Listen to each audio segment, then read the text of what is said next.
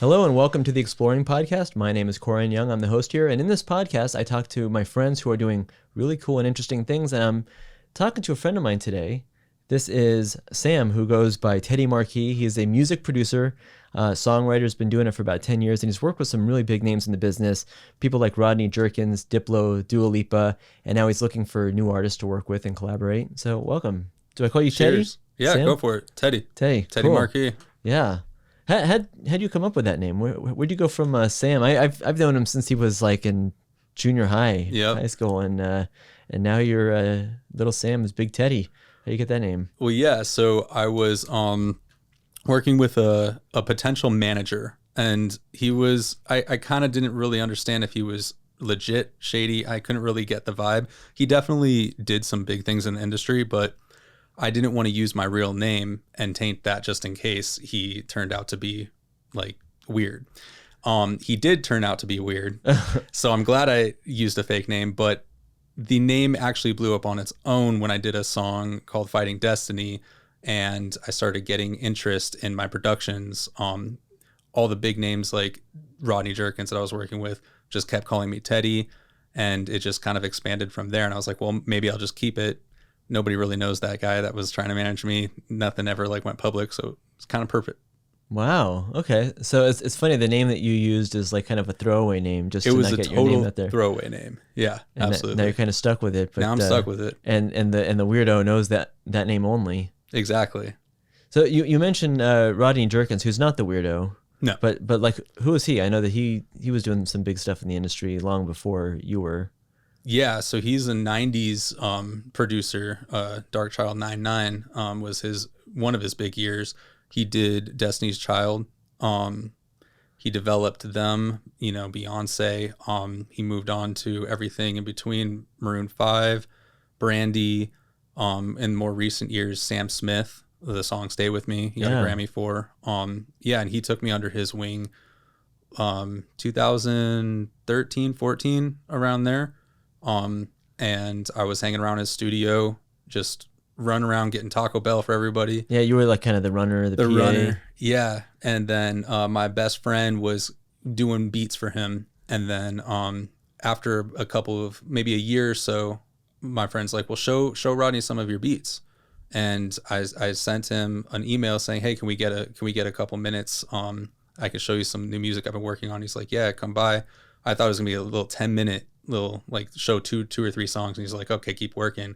We stayed for like an hour and a half blasting music in his studio. Your music? My music, yeah, because I had a lot of music. I just had catalog, and my ears, I swear, were bleeding. Like, it was so loud in there. They cranked it? Yeah, he was cranking it the whole time, and I'm just sitting there like, wow, this Grammy producer is like just blasting my music. This is amazing. I thought it was only gonna be 10 minutes. We're here for like an hour. I'm about to like make millions of dollars and get signed and everything. And it didn't jump like that, but he wanted to bring me on board to do more songs. And I just ended up working with him for a solid 3.5 years, traveled to Korea with him, did writing camps all over, and ended up working with Dua Lipa through him. He got me in with the Diplo cut that we got into a movie. And yeah, he kind of helped mentor me.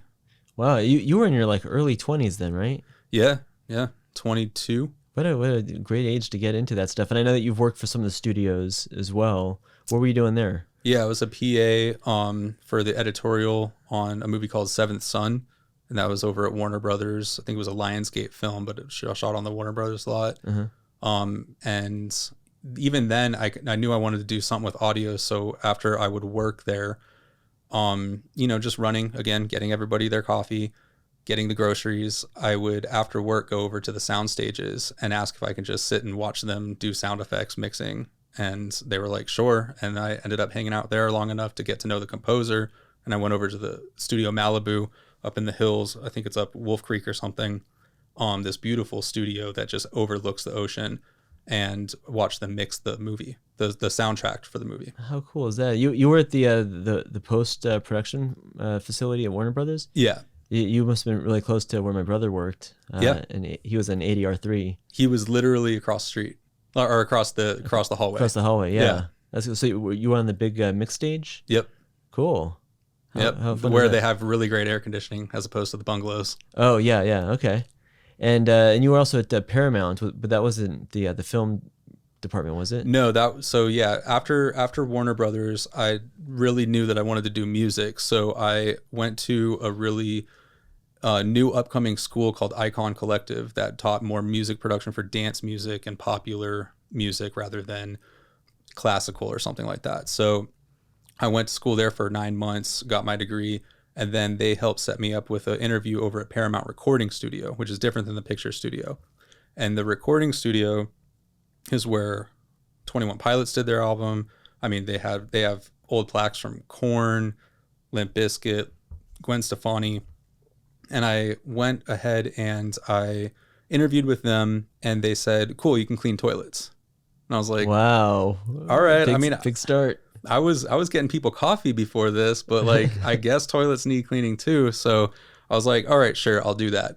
And I went basically within 2 years cleaning toilets to being a lead engineer on working on stuff for, I mean, Wiz Khalifa, assistant engineer, Kid Ink, Steve Aoki, all sorts of awesome artists, just kind of assisting, sometimes engineering. And right around the time where I was getting ready to go full-time engineer with them is when Rodney Jerkins was giving me that attention. And I was like, well, if he looks at me as a beat maker and a producer and a songwriter, I think I want to explore that avenue more than just recording artists. How did you even make that transition from like the bathroom cleaner? Like, were you just like at the right place at the right time, schmoozing people and like, hey, you want to hear my stuff? I wish it were something like that. It was more so they have a system where if you kind of just like move up as a runner. Okay, you're good at cleaning toilets. You can show up on time. Now we'll have you handle inside the sessions, getting the food for everybody. Okay, you're able to do that. Now we'll have you clean up unsupervised and lock up and open up and do a little bit of supervisor duties and talk to record labels about gear rentals and stuff like that. And after you show that much, the progress, the one of the part owners, Tom, he's the tech of the studio who runs the SSL boards, cleanups, and builds microphones and everything. He'll start showing you a little bit of how to actually engineer and what the rooms are mapped out as, how to route things. And if he thinks that you express enough interest, he'll continue to work with you. I did, and after a while, he gave the main owners the blessing to put me on a couple of sessions. Wow. And then I did pretty well. There was one funny one with Jeremiah. I was really nervous, and I was only supposed to assist the session, but apparently the recording engineer wasn't able to make it, so they threw me into the hot seat, and I was slow. Very slow. He wasn't happy. And I knew that we needed to get another engineer there. So I was like, let me just dial you in. We'll get you just able to start writing and stuff. And let me call for another engineer because I don't want to ruin the process. I'm a songwriter. Was this Pro Tools? Yeah, I was on Pro Tools. And I'm more used to Ableton and produce. Like, again, my whole thing is producing and songwriting. The recording was just what I kind of fell into. So I wasn't really prepared for that. So they brought this other guy in.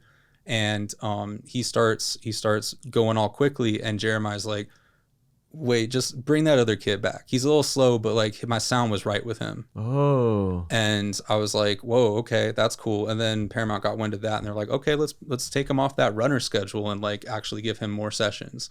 And that's kind of where the real action started happening. Okay, I know that for a lot of those jobs, speed is the name of the game. Like they don't want you being slow and frustrating everyone, but exactly. That's why I knew I had to make some sort of executive decision right there. But at the end of the day, too, speed doesn't outweigh proper sound. Yeah, right. Yeah, if you had to choose one, now if you're good and fast, that's great. That's the winning combination. I ended up getting there. Yeah, I can do you go quickly. You know your way around Pro Tools still? Not anymore. No. You haven't touched it? I haven't touched it in 5 years. Okay. Yeah. I mean, it hasn't changed much, but you could probably figure it out pretty quickly. So how do you go from being like an engineer and technician and recording other people's stuff to like writing your own music and writing? Do you write lyrics too? Yeah. I write lyrics.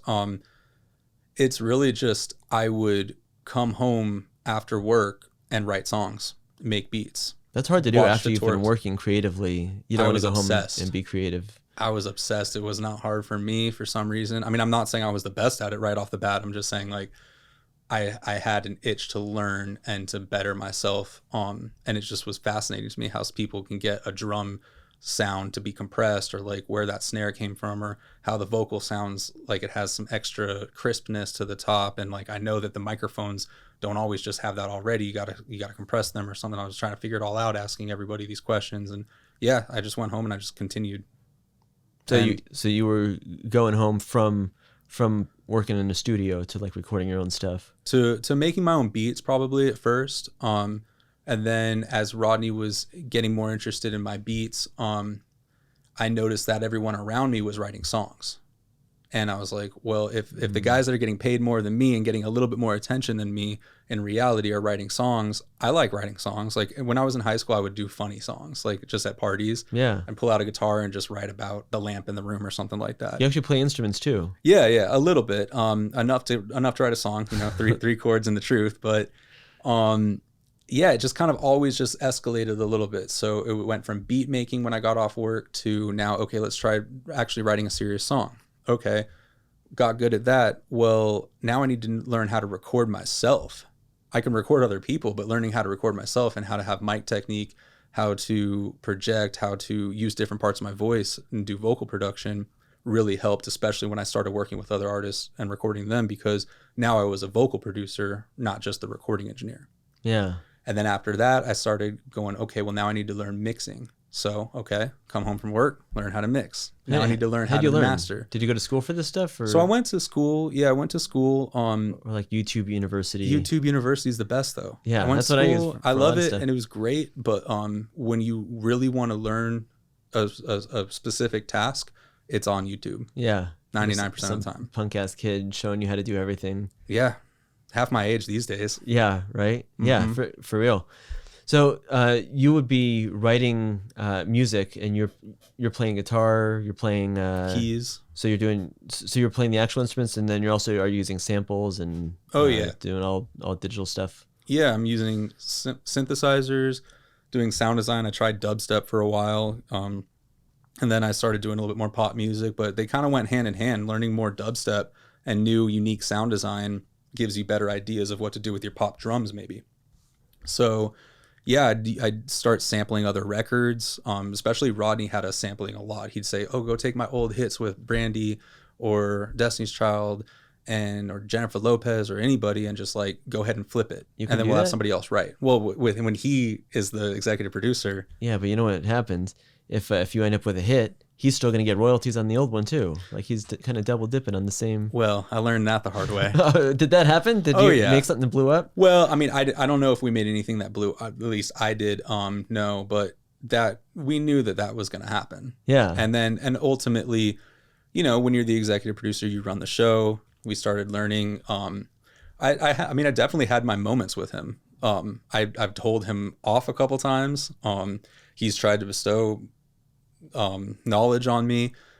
Even looking back, I can look differently a little bit of how I came at him with a couple of my inquiries on how I get paid versus how he gets paid. Yeah. And now I understand a little bit more with the amount of time and effort and work that he's developed the relationships. But at the same time, you always have to remember, and I think I was trying to let him know that, like, you still got to respect the kid coming up and understand that they might have something to offer and they need to get paid for that. Sure. Yeah, he picked you for a reason. Exactly. So, we've had a little tiffs here and there, but we've also just had great times making great music. But at the end of the day, that's just the name of the game with anything. Yeah.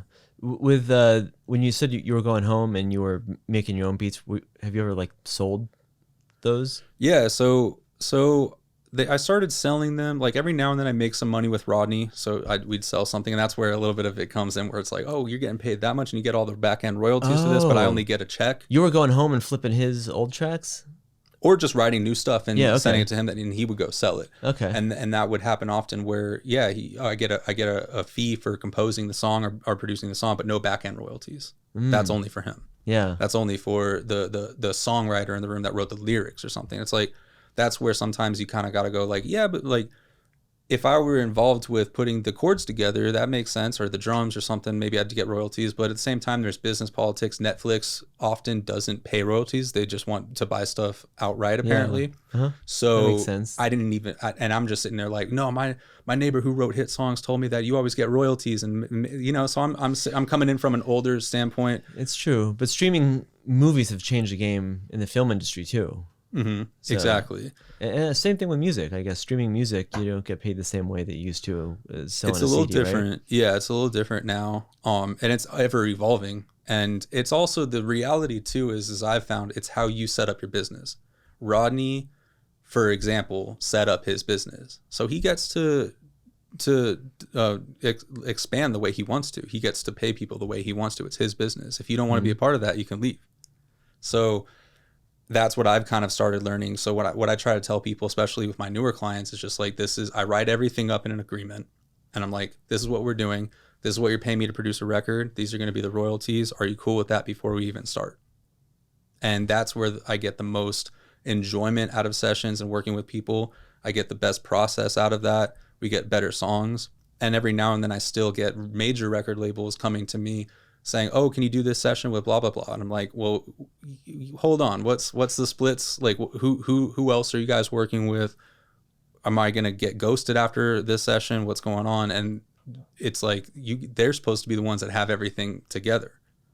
And yeah, and they're it's not always the case. They wait for you to put together the deal. Yeah. So you went from Teddy Marquee as like a freelance, contractor. Are you a business now? Like, have you changed how you've structured all that stuff? Yeah, it's a full business now. Especially with independent artists. If I'm doing major label stuff, I still let it fall under their corporation. With Universal, say, I do business with Universal a lot. I just let them have full kind of jurisdiction of the contracts and everything. But when it's me finding independent artists that I want to develop and build projects for, I'm definitely curating the agreements and putting together the business plan. Yeah, I think that's the smart way to do it. I want to ask you more in a bit about your new projects, but you've been in this business for maybe 10 years now. Mm-hmm. And if you're anything like me, like you start with some gear, maybe you start with a laptop and an M-Box, and have upgraded your stuff. What kind of equipment do you have now? And what kind of equipment do you need to be in that business? And what kind of stuff is just like gravy? That's a good question. I have a lot to say about that because it's not the way. I'm a gearhead to a certain extent. Let's put it this way. So I started with the M-Box. I started with diving into Pro Tools with the bare minimum, and it helped me get from point A to point B. And recently, maybe, and when I say recently, out of 10 years, maybe the past 4 years, mm-hmm. I started upping my gear, better microphones, better speakers, better headphones, and it makes the process a billion times easier to get finished and to get a quality recording rather than, when you have an M-Box, you're really relying just on the content being great. Right. Whereas when you have better gear, the content always is great in one way or another, but at the end of the day, it's just pleasant to listen to. It's not harsh in any way that the cheaper gear kind of gives you. So, but at the same time, I don't really advocate for going out and spending hundreds of $1,000s on gear. I am a bedroom producer at heart. That's how I started. And my studio that I work out of is a converted room. It's not a $1 million studio that we had at Paramount. And funny enough, I'll take my own clients to Paramount and I'll show them that. I'll rent out a room at Paramount and I'll be like, we got the $10,000 microphone. We got all the energy of a big studio. Let's write some songs. And then they're like, yeah, this is cool. It's a lot of fun. And yeah, I can hear some crispness here and there and stuff. But at the end of the day, I like having more time to work on the music at your studio. And I really don't hear the big difference of the gear. There's also a comfort level of writing in your own environment, that they're used to. Having time, just feeling comfortable, like you said, and just the time is huge. Yeah. Not paying $140 an hour just for the studio, but for the actual producer to write something magical with you is much more important than just the studio. Yeah. Something that I didn't understand even 10 years ago, because there really was this whole revolution in the audio industry, music and film and TV, where anybody with a laptop and an M-Box, Yeah, like that's like, $200 device lets you run Pro Tools and you could be doing all kinds of stuff. But like just plugging in an SM58 into the M box, yes, you'll be able to record clean audio, but there's something about plugging into a preamp and like a whole like analog stuff with vacuum tubes. Like, do you use like old stuff too? Now I have a Neve, I have a distressor, I'm using tubes, I'm using circuitry. Yeah, and it brings out make a lot. That stuff anymore. Like you're using like oh no, they make it. Yeah, you just got to kind of search for it. It's not like the number one thing you see at Guitar Center. Okay. You know, it's you have to go to like Vintage King or have a Guitar Center rep go order it from the actual manufacturer. But and it's more expensive. It's more expensive. It just depends what you're doing. And you kind of, so when you say like, yeah, the generation of laptop, you can just plug it in and get it done. I have interesting thoughts on this, and I have a little bit of a theory too. I don't know if it's true or not, but Let's hear it. Skrillex was a big influence in that computer music world. And I went to this a school where one of the co-founders was a guy who apparently worked really close with Skrillex. And I think I don't know if he necessarily ghost produced anything. I think definitely Skrillex is an amazing artist, songwriter, sound designer, mixer, everything. But at the end of the day, I know that this guy was mixing Justin Bieber records. I know that he was mixing will.i.am records. And I think what was happening was Skrillex was coming up with the ideas on his laptop.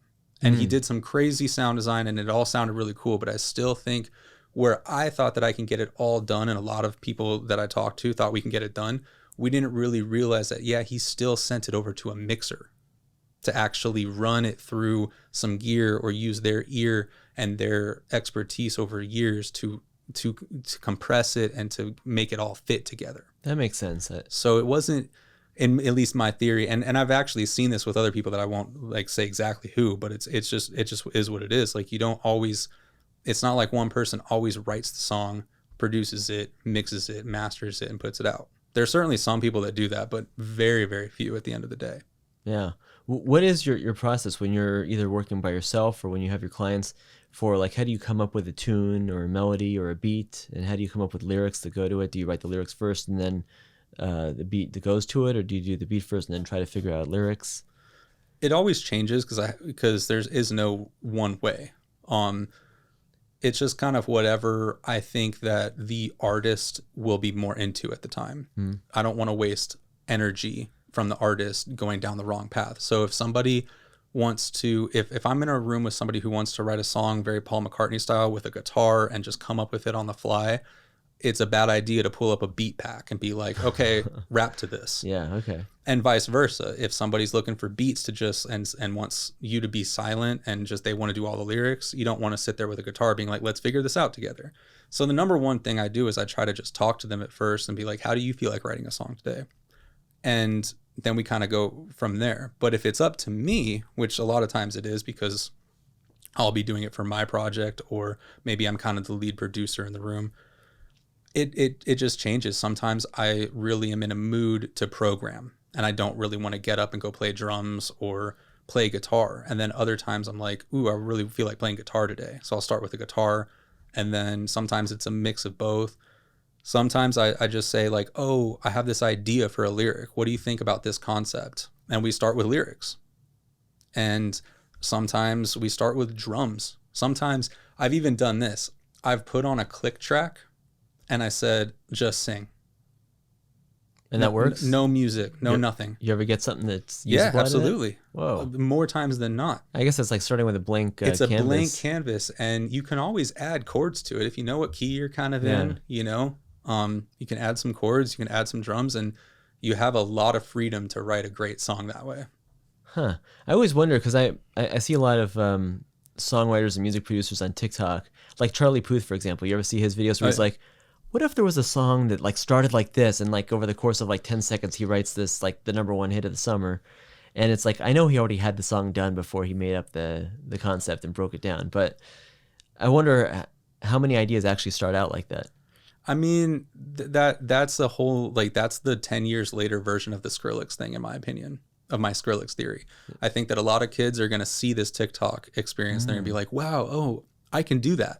Like, all you have to do is think of the concept really quickly and then add a little bit of this, add a little bit of that, and then it's a big multi-platinum record. Yeah. No, not at all. He most likely had that song finished, and he's just going. I have people I work with that literally ask, "Oh, can we do a video of a breakdown after we've written the song?" It's like, yeah, of course. But that's what it is. Yeah, it's a backwards breakdown though, because you're starting with the full puzzle. Yeah, I mean, I don't know. Maybe I would like to see. I would like it. Maybe that's a good challenge, like to actually try to write a song that quickly. I bet somebody can do it. I'm sure. I'm sure a lot of people can do it on a good day. But it's not always going to work. You know, some people are really fast with that stuff. You know, we were talking about hip hop before we started recording, and Machine Gun Kelly and Eminem. And Eminem is a phenomenal, like he was my favorite rapper for a long time. But there's a guy I've been watching for 5 years. His name is Harry Mack. I don't know if you've seen him. Oh, he's amazing. Yeah. Like as far as like freestyle rapping and rhyming and like taking a topic and just going on and on and on. This is somebody that doesn't have to write it all in advance. Like, in fact, I've heard some of his produced stuff, and I'm not a fan. Interesting. He's really only fun watching freestyle off the cuff. Yeah. I know who you're talking about, and yeah, I definitely think he is a bit of an anomaly. Yeah. I don't know what's going on there. I don't know if it's magic or what, but he's a genius. I don't know. He should probably be running our country. No. I really like him. But again, he has a very precise skill set. It's with rapping, rhyming, and storytelling. Mm-hmm. You're not, at least to my knowledge, I don't see him putting together the drums for their songs. Yeah, I don't think he is. People send him stuff. I don't see him, doing all the behind the scenes work that it takes to get a piece of content out there. So yeah, he's really, really great. I think it's just, when we're mentioning something like Charlie Puth and where music comes from and how to build it, it's really just deciding what part of it you want to build, or if you want to build all of it, it might just take a little bit more time. That's the route I went. I wanted to build everything. It wasn't enough for me just to be able to play guitar and write a song. I needed to know how to record the drums. I needed to know how to record the vocals, how to mix it. And it's been a longer process to find success, but I was able to find the creativity that I knew I had. So your specialty is in, like, I guess, writing. You write the songs, you write the lyrics, you play the instruments. Like it's mostly you. Do you bring in studio musicians and stuff too? If there's budget. Yeah. Yeah. If there's budget, I love that. But oftentimes there's not budget. So it's all you. Most of the records that I'm playing are all me, and also for reasons that, I don't like having too many people on a record, and unless the business is completely 100% ironclad, then the song could go down a really dark path of never getting released if everyone hasn't been paid, etc. So I really try to do everything myself. But certainly there's been times where I just can't mix the record. I'm too close to it. I've written it, I've produced it, and like me and the artist sit there and we're like, you know what, let's hire somebody to mix this. Or vice versa. There's other songs that people hire me just to mix for. And they've written a lot of the parts, if not all of it, and they're just like, we really just need your sound. Yeah. Can you put this all together and master it and mix it? And I'm like, sure. So you have a studio where you sit there with your speakers blaring and you kind of mix it in that. Like, what's your mixing environment? So actually, yeah, that kind of goes back to some of the gear, right? Yeah. So, well, I guess we never finished talking about your setup. My setup is I have a Neve board, right? But it's not a Neve board with faders that you push. It's a 16-channel summing board, and it's inside of a rack. It's a rack unit. Mm-hmm. So I have 8 stereo channels, and what I'll do is I'll end up bussing out my drums, my vocal, my guitar, and synths and effects, or no, bass, or some variation of all of that into those 4 channels and get that analog summing depth. So I'm mixing through a Neve circuitry, but I'm doing all of the moves inside of the box with my EQs. I have a couple outboard EQs. Every now and then I'll tap. I'll just, again, bring the audio out and then go through the EQ and right back in and print it. You have a whole like rack that you just like plug into it and pretty much and re-record it. Yeah. And then of course anything that's already going in, guitar or vocal or bass. If we're recording live drums, it all goes through the distressor and the Neve preamp in anyways. But that's the beauty of it. that cost me, just the Neve part of it was $2,000, which is so much cheaper than a $60,000 Neves board. Yeah, well, I thought you were gonna talk about like one of the really expensive, like old, No. 40-year-old boards. Now, granted, if I really wanted to do like a 60-channel mix, I'm not going to have a great time doing it on what I have because it's only 16 channels. Yeah. But again, I can route stuff and just loop it over and over. I can get 150, I can get 200 loops of it going. That's what the Beatles used to do with a 4-track. It's digital too, right? You're not recording on tape. No, yeah, we're not recording the tape. So you're not losing. You just have to do a lot of passes. You just do more passes, yeah. But it's amazing. So yeah, I can get really great quality out of not spending so much money, and that's where you're asking about the gear and stuff. And it's a very fine line between spending a lot of money when you need to and saving money when you need to. Yeah, you've mentioned to me that you mix. You have speakers, but you also use headphones a lot. I use headphones more than anybody. Yeah. So I have multiple pairs. I have Audis Manny Marquee series that were like $1,600. I have Focals that are $1,600. Those are like, it took me a long time to buy those. I wasn't sure that it was going to be a good investment or not. It's a lot of money for me to just like go try something out.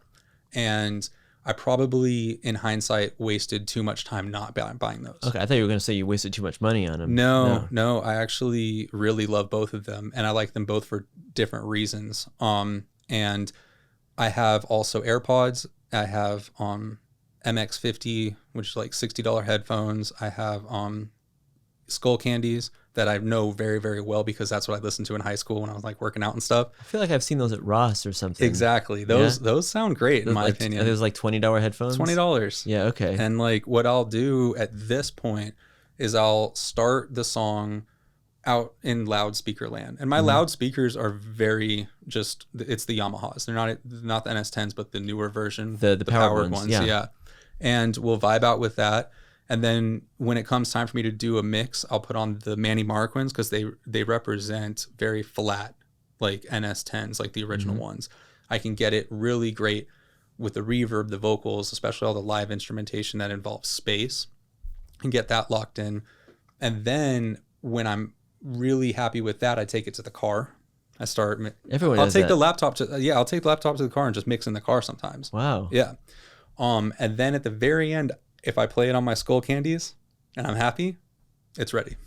Wow. Yeah, I think everyone goes to mix or at least listen to it in their car, like first thing, because that's most people are gonna listen to music in their car. It's the perfect sound acoustic that we're used to. People listen to so much music in the car, so people are used to that type of dense listening space, and any room that's not $100,000 is gonna have some echo to it. Yeah, cars are pretty good and pretty, I guess, flat. There's just a lot to soak up. There's seats everywhere. It's heavy. It's a great listening environment. And that's even I was mentioning earlier. It's kind of philosophical of what a great listening environment is, right? Because who's to say? I think it's just a familiar listening environment. Right. Is that common in the industry to mix with headphones? It kind of, I think that's a good question, to be honest with you, because a lot of mixers don't really tell their full secrets. I have theories that a lot of people finalize stuff in headphones, but then I think it depends what mixer you are. If you're a mixer that has $100,000 studio with $100,000 pair of speakers, you're probably going to just use that. Yeah, it's funny. So you saved yourself $100,000 on speakers. I saved myself on $10,000 on headphones. Yeah, but like I can try it in multiple. Hey, I don't know, but I could be even more valuable than that mixer that has the $200,000 setup, because that's one listening source that they spent all that money on. I have 4 or 5 different listening sources.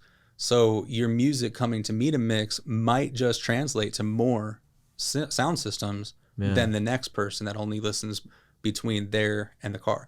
And the truth is too, I've talked to enough of them, and I know like everyone has their secrets, but they've divulged they all pretty much do the same thing. They'll listen in that nice room that they have. They'll take it to the car. They'll listen to it on a Beats pill. They'll listen to it on their sound bar. Like everyone, that's just where we are today. You have to listen to it on an iPhone. You know what this reminds me of? When I used to go to Best Buy and like when I hear like the car speakers, you listen to like the different speakers in the sub. It sounds like you're just kind of sampling it in different environments to see Exactly. make sure it passes all the different tests. There's a new headphone that I got that actually has virtual mix environments. So they took like some sort of way of, convolution verb where you can take a sample of what the room sounds like. Yeah. They've done that, and you can actually flip through different studios. They went to different, like NRG studio, they went to Paramount and all these different places and took a capture of what that room sounds like. Oh. Mike Dean's Tesla, and all these environments, and you can click through them with these flat headphones that take you to each environment, and you can hear the difference. Weird. I feel like some of my receivers have that. Like you can be in like in a concert hall in Vienna. There you go. Or like a church. Yeah. Okay. So it's really, I don't think it's one pair of $200,000 speakers that's going to get you what you want. I think it's putting the time and effort in to make it sound good on as many systems as you can make it sound on. Yeah. But again, that's my process. Maybe a different mixer has a different way. Yeah. I want to ask you also, we said we talk about the new artists that you're working with. So you bring them in, if you're producing the music or writing, I guess co-writing the lyrics and everything with them, it's their vocals that are on the track? Yeah, absolutely. Yeah. So how do you find them, or do they find you to collaborate on projects? It depends, a little bit of both. Sometimes it's word of mouth and they come to me and they're interested because I did another record with somebody that they know.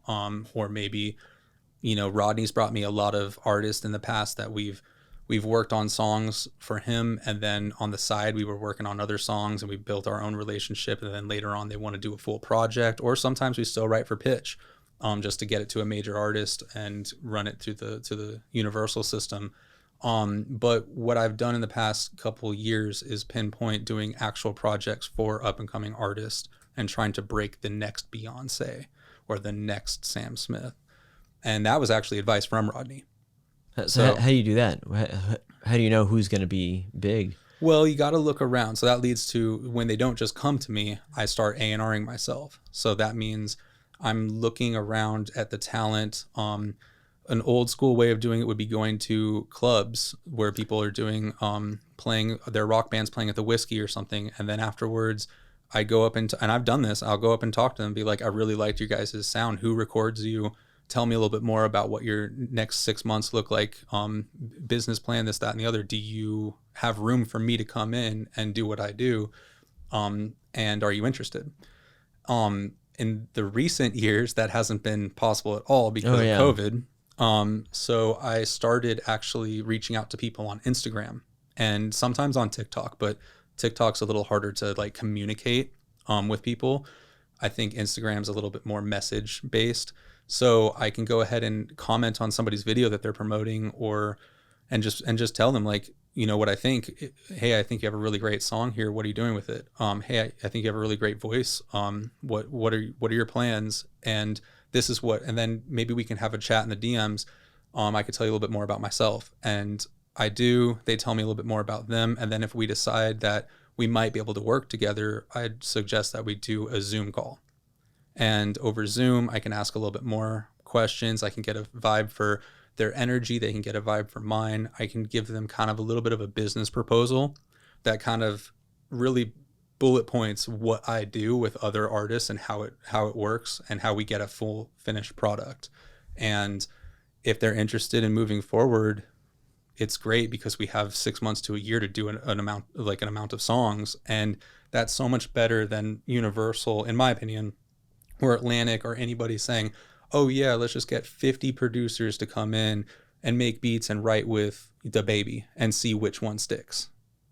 Like, at least for me, maybe that's good for DaBaby and good for the record label, sure.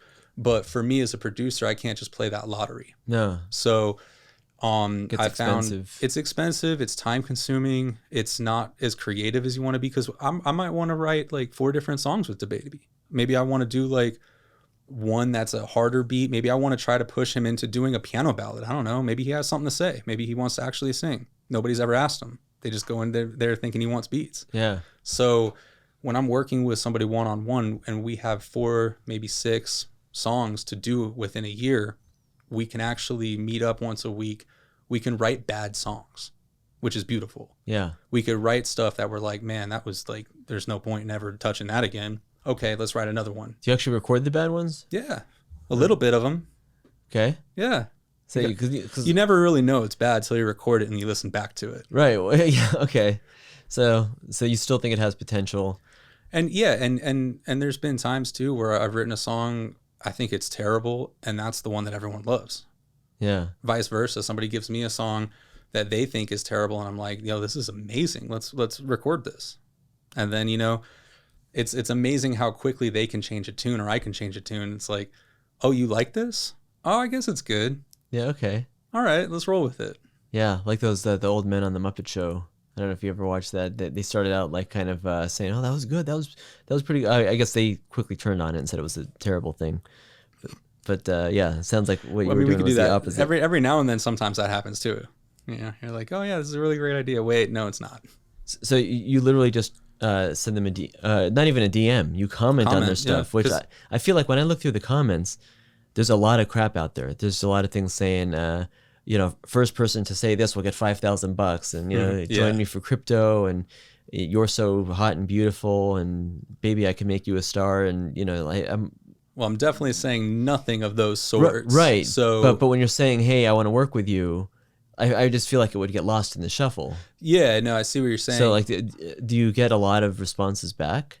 Not many, not as many as I put out. Yeah. So you hands down, it's like, do you put out like a ton a day and get back just a handful? At first I did, because I really was itching to work again in the pandemic, and I was just bored, and I really wanted to just get some new blood in and work with new talent. And I got some clients and some great artists to work with. And then as the schedule started just getting more sparse, like I wasn't able to even look for more artists because we were busy doing the records. But now that I've kind of finished a lot of the initial artists that I've done, I'm kind of looking for something specific now. And I don't just kind of reach out to anybody. I guess you could almost even say I wasn't just reaching out to anybody. Like, I've worked with Dua Lipa, I've worked with Rodney Jerkins, Diplo, amongst even many others, and like Chloe and Halle, I've worked with them, and they're signed under Beyonce. They're amazing. They're absolutely breathtaking. Anything they sing sounds beautiful. So when I've worked with all of that, I have to be in love with what I'm working on. So if I hear something that I like, I will definitely reach out. And there's a lot that I like. I'm a fan of music. So you have to really like it, though. You're not just finding anyone and saying, no, hey, absolutely not. Because you don't just do a song. You're doing we're doing 5, projects. 6, 7 songs, yeah. like maybe an album. Yeah, usually an EP. Yeah. Because I gotta, there's a lot to this too. It's like, especially working with newer artists, a lot of people aren't ready for an album. They're not even ready for 6 songs. Well, honestly, consumers don't want an album either. Well, that so too, like, yeah. So luckily it works. If you have one good one, I mean, you better have another song in the queue. Well, that's before you fade. The idea is we do 4 to 6 songs. It could either be an EP or just a series of singles. Uh-huh. And just exploring your sound, figuring it out. And it really is always up to the artist. If they're ready, they have a hit song, they have a hit energy, then it's going to become a hit. Sometimes it's just really great content that just can't match to what society wants right now and the culture wants. And you got to wait it out. Kate Bush made a huge comeback with Stranger Things. The what was it? Running Up the Hill, right? Have you heard this? No, what is this? So there's this artist, Kate Bush, I guess maybe the 80s. She had a song that was maybe number 50 on the Billboard chart, kind of like came and went. I know the name, but I don't know the song. Do you know what song it is? Yeah, it's called Running Up That Hill. Oh, that's the song. Okay. Yeah. And Stranger Things, the new season, used that song in almost every episode. And it was a cue for one of the storyboards. And the song just blew up all over again, even bigger than it first did. And I think it went to number 1. So sometimes you write great stuff, or an artist is recording and the world's not ready for them, or maybe they're past their time too. So our goal is just to write the great music. My goal is to work with great artists, and you can't guarantee success. I tell them that hands down. Yeah. Like, I'm not selling anything. Like, there's no fool's gold here. Kind of like what you were saying. Like, you go through people's comments and you see, yeah, a bunch of BS all over the place. No, I mean, we're going to try our best to get success out of this, but at the end of the day, we need to create product first. Yeah. Now, as a filmmaker, I've created a lot of shorts that when I'm done, I show them to my friends. Like you've been to, Oh, yeah. our screenings, for Swine, and then you put the DVD on your shelf and no one ever sees it again. And it's tragic. And I know that happens a lot with music where people have, maybe their friends buy a CD, but like it doesn't go anywhere. So how do you get these songs to like? Good question. Get sold or streamed, or like what's even the goal these days? So yeah, I mean, I'm really trying to advocate that the artist does promotion. I've told everyone I worked with, whether we're doing a song for $2,500 or $10,000, you need to have similar budget on actual advertising. So you got to double your budget. You got to double your budget. Yeah, this is just and they're not. Let me be clear. They're not paying me to advertise. I don't do advertising. Right. Well, how do they advertise it? When you say they got to be like promoting their song. Well, there's a ton of ways. I like to help with ideas. And things are ever evolving.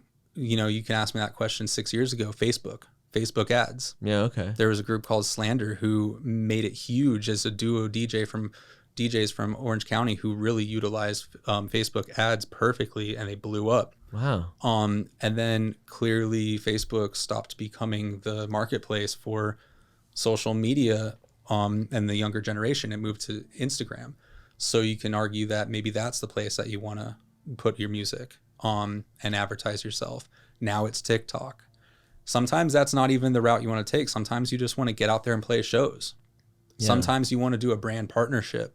And I'm trying to facilitate those right now. That's like, if you ask me, what am I trying to do to get the songs out there? So we're writing them. I'm hoping that they're going to put their energy into telling people about what they've done. But what I do is I do talk to the label executives that I do know. I do talk to the A&Rs. I talk to some music supervisors, and I do let them know that, hey, I just finished this album or this EP or this song. Let me know if you guys can use it in anything. And every now and then I've gotten a Netflix placement out of that. We've gotten a couple of songs on Sirius XM radio, FM radio. Is that huge for you when you get stuff that's like placed in a film or a TV show? It is. Ultimately, it really is. It's amazing. It's a nice upfront check. You don't have to sign any long-term contracts to it, and it's great to know that people want to utilize your art to combine with other art. So it's amazing. But there are certainly levels to it as a businessman that you have to think of. Yeah. And I used to get overly excited about some of those things and realize that, well, if you're trying to create a business and make people's dreams come true, that's not enough. And you can't just have one Netflix placement. You can't have one song hit radio for a month and then go rogue and dark. You have to have a hit. You have to have a substantial act that people are in love with and want to see over and over again if you want the type of success that my mentors have had. It's so hard to hit that. I know that there's some artists that I've seen. I remember in the 90s, was it the 90s? I don't know, it was the Goo Goo Dolls or somebody, like when they had like this big hit and everyone's like, look at them, they came out of nowhere, overnight sensation, and they're like, we spent 20 years becoming an overnight sensation. Oh yeah. Like a lot of times you got to like just keep putting stuff out and it's not going to hit, but someday you're going to become an overnight hit and everyone's going to say, oh, with this, you're going to get a lot of resentment and, the haters, and it happens. It's all the package, I guess. Yeah, I've seen it. I've seen Jaws go from what looked like 0 to 100. He got signed to Moj Shalizi and had a hit song on Spinnin' Records, and within a year he's closing out EDC and all the festivals. Wow. But I went to school with him. I watched him work and learn over years and probably years before I even knew him. You can even look at Skrillex. He was in a rock band when he was a teenager. Was he? I know that he was like winning Grammys. Was he like 19 or something? I don't know what Grammys he got at 19, but definitely has some Grammys. But he was in a rock band at 19 for sure. Did he change his music style because he wanted to? Yeah. Okay, because I've heard of other artists. I think so. Maybe not, but I think so. Like I've got a friend whose brother was in a punk band, like a poppy punk, and the record label that signed him was like, okay, you're going to be putting out like this 80s retro style music. And, so they did that. Sugar Ray was in a kind of like a metal band called the Shrinky Dinks, Mark No McGrath. way. And when they signed him, they're like, no, this is the kind of music you're going to do. And it's like the lamest kind of, like, I don't even think he liked it. But I mean, well, it's weird when a label tells you, here's what you got to do, and it's not your style. there's two sides of the coin, in my opinion. Yeah, and I agree that is pretty lame at the end of the day. But at the same time, I don't think that they put a gun to his head and said, you have to do this. Well, no, I guess he could have not done it. Yeah. He wanted so a deal. They probably negotiated and spoke and gave him and asked him the question, whether it was him or somebody else. But like, I do know, so let's put it this way. Suge Knight used to ask his artists, he would ask them, do you want fame or money?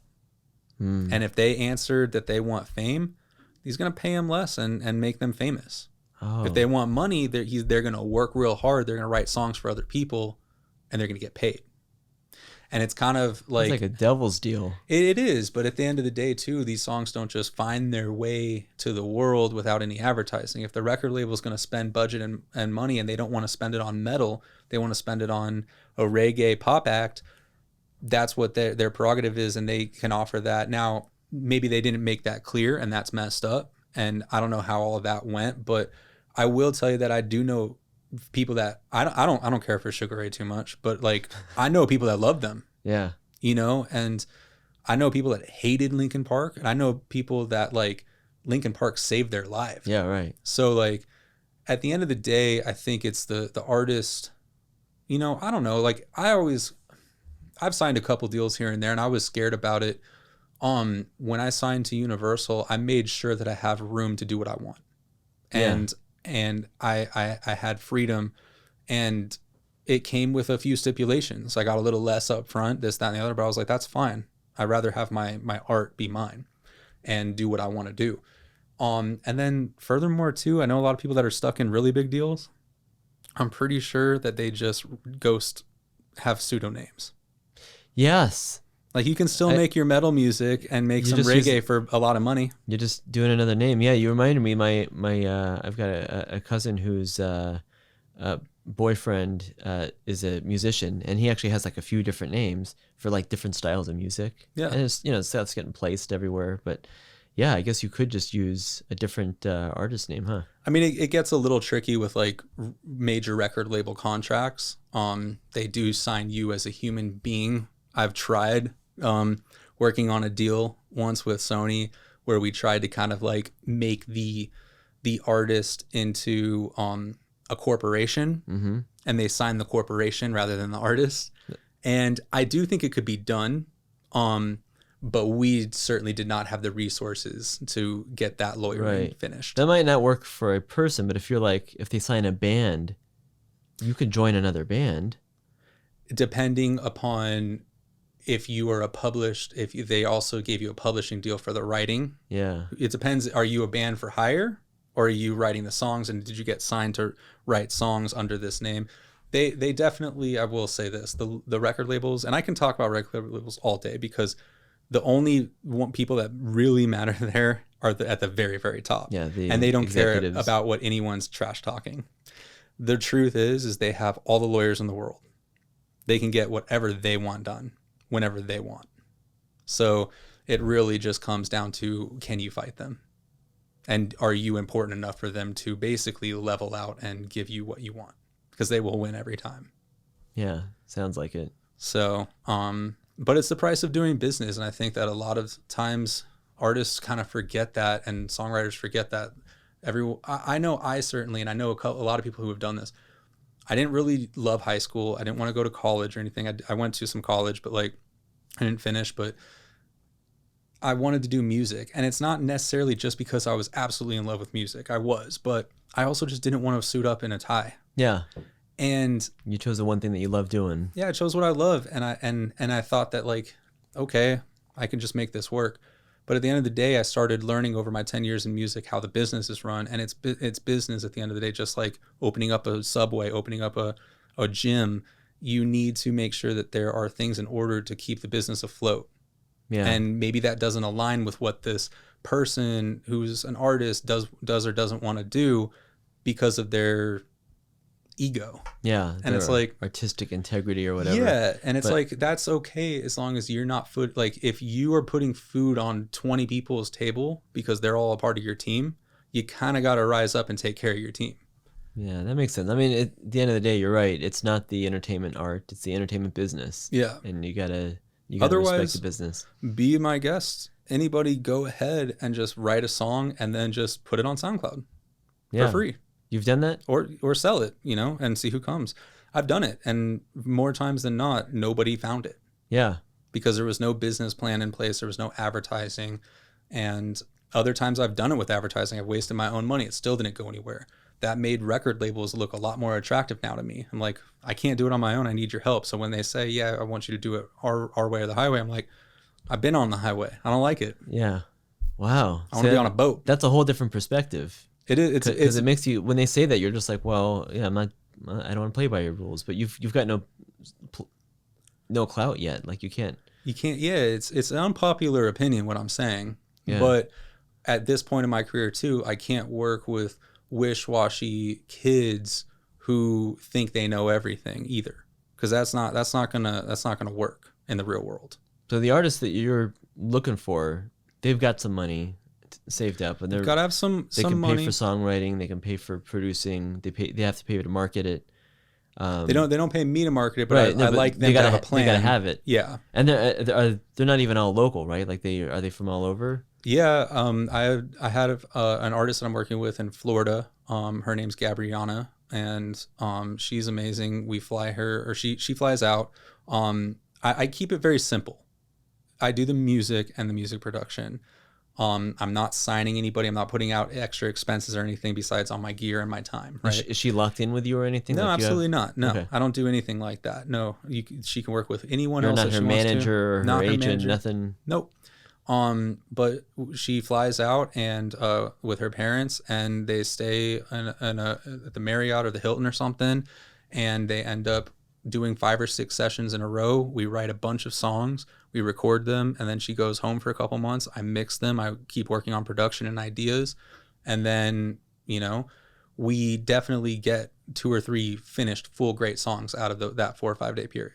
Wow, how cool! And then probably like 6 or 7 more demos. Are her parents there the whole time in the studio? Yeah, because she is younger. She's I believe 16 right now. So are they active in that whole process, or do they just want to sit there and watch? Yeah, no, they're actually pretty active in really great ways, because there's other people I've worked with where parents get overactive and it's a nightmare. She has very smart parents and very creative parents, and the mom will come up with some lyric ideas. Dad and I talk about marketing ideas and strategies. So yeah, that's one artist in Florida that flies out to work with me, and I have artists in LA that just come and work with me basically once every week, once every other week, and we take that approach. Another artist, Vince, came from New York. He was planning to move to LA, and I was kind of like that tipping point for him to come work with me. So he ended up leaving New York, coming out here, getting a nice place and working with me, and we did a project, and we're still wrapping up, I think, one more release with that one.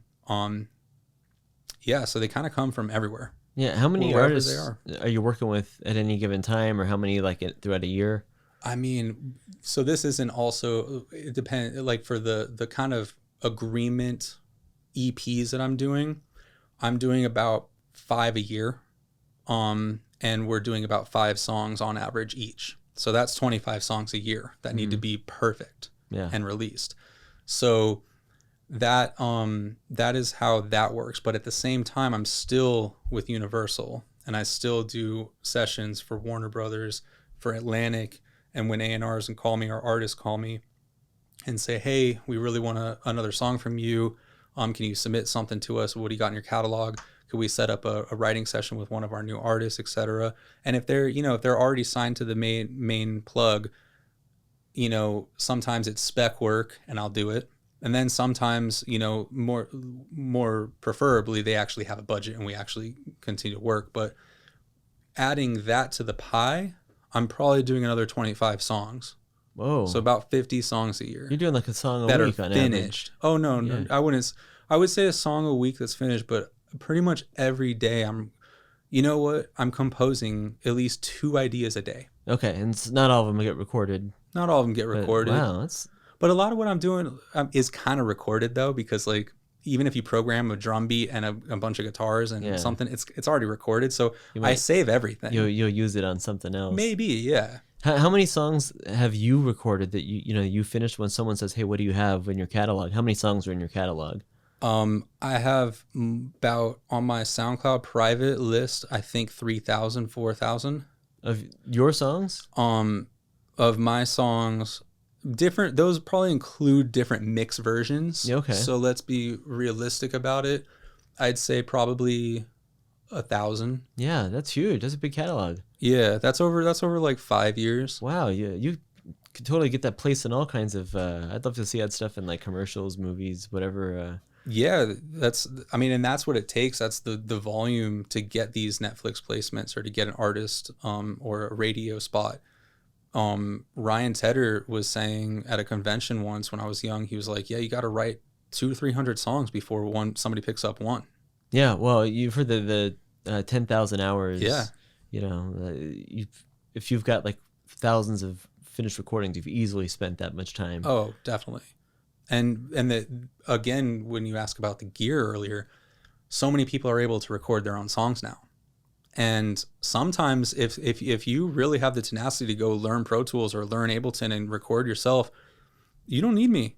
You really don't. That's fine. You learn how to do some drums, figure it all out on your own. And a lot of people do that. So it's even harder now to get songs placed because a lot of people are both the artist and the producer. The only difference is sometimes, like I said, like it takes longer to master every little part of it. But you could probably make it sound better if somebody was just working at home and then they send you their tracks. You could probably mix it and put a whole different spin on it. Probably, yeah. But I will admit there are some people out there that like a good song is a good song. Mm-hmm. And if they can record it and just their vocal and they can play piano or guitar and record it, that's fine. If you like, that's what I'm really talking about. Like when I reach out to people on Instagram, like I'm only trying to sell my service if it can help. Right. Okay. So there's some people that are like, no, thanks, I record it myself. Absolutely. And sometimes I disagree, and I don't tell them necessarily, but in my head I'm like, well, that sucks because you really could be good, but you want to keep doing it that way. And then sometimes it's like, okay, well, cool. Definitely keep it up. And I'm going to be a fan and let me know when you have more stuff coming out because I really like it. Yeah. So it's just like I said, I put out a lot of feelers. I see conversation, and a lot of times the conversation leads to whether or not I want to work with them too. There's been sometimes I'll have a conversation with somebody. I'm like, we don't get along. We can't get on the same page about even a conversation, or maybe they're really annoying. Maybe I'm really annoying to them, and I could tell. It's like if we can't even have a conversation, we can't write a song. Yeah, that's impossible. So, but then sometimes I get on a Zoom with somebody or meet somebody for coffee, and I'm like, wow, this is amazing. We got to find something to do, and then we figure it out. Wow, that's neat. So many interesting ways to collaborate, and it's so cool that you're doing that. And I didn't realize you had such a big catalog of stuff on your SoundCloud. Is it listenable? Like, can we find it? So all those songs that I was referring to are private. Those are all private. They're all private. And it ranges between finished and unfinished. Uh-huh. And they're currently being pitched. Some of them are being slept on. And some of them I'm still building. There's some songs that take a week to do. Some songs that I can really get nailed in about 2 days. And then other ones that I've been working on for 6 months. And some songs I've been working on for 3-4 years. I still have sessions from 3 or 4 years ago that I'll open up and be like, this song's amazing. We just got to figure out the right arrangement. Like it doesn't, we spend a year trying to make it a rock song. And then a year later I listen back, I'm like, this is not a rock song. This should be a ballad. Take everything out. Let's re-record it with a new artist. Start over. That's a whole different song then. I mean, it's the same lyrics, I guess. If it's the same lyrics, it's the same song. Yeah. Wow. That's crazy. How can we listen to your stuff? Where's the best way to find it? So I like Spotify. Mm-hmm. That's the easiest for me, but it's on everything. It's on Spotify. It's on Apple, SoundCloud. I do have my own catalog as Teddy Marquee, mm-hmm. where every now and then if I really like the song, we'll put it out as a collaboration. And then I also have all the other artist songs out there, but you'd have to kind of find them through finding them. Yeah, okay. Right? So can we can we just go to like YouTube or Spotify or Instagram and just type Teddy Marquee? Yeah, absolutely. Yeah. Teddy Marquee on all the handles. And on Instagram, you probably be able to find a little bit more of the other artists that I'm working with and route yourself to them that way. Yeah, that's a cool way to do it. Yeah. Or I do more podcasts and I just drop their names a little bit more or get them on podcasts. Yeah, you got to get them on there. I gotta keep promoting them at the end of the day too. Yeah. And that's kind of like an additive feature to producing them. That's one of the best things about collaborating in any art form is that more exposure. That when you're done, you're both out there promoting it. Mm-hmm. Yeah. Right on. Well, Teddy Marquee, thank you for coming in and talking to me. This was not a planned podcast, by the way. He just came to hang out, and we're like, we're enjoying this conversation. Let's why don't we get this put it on get it on the recording. So yeah, thank you so much for the conversation. I learned a lot. It was really exciting, and thank you guys all for listening. This is the Exploring Podcast. I'm Koren Young here at RK Studios. If you like this podcast or got any value from it, please share it with a friend that you think could gain some knowledge from it. Give it a 5-star review, and this podcast is available on all of the podcast platforms. Thanks for listening.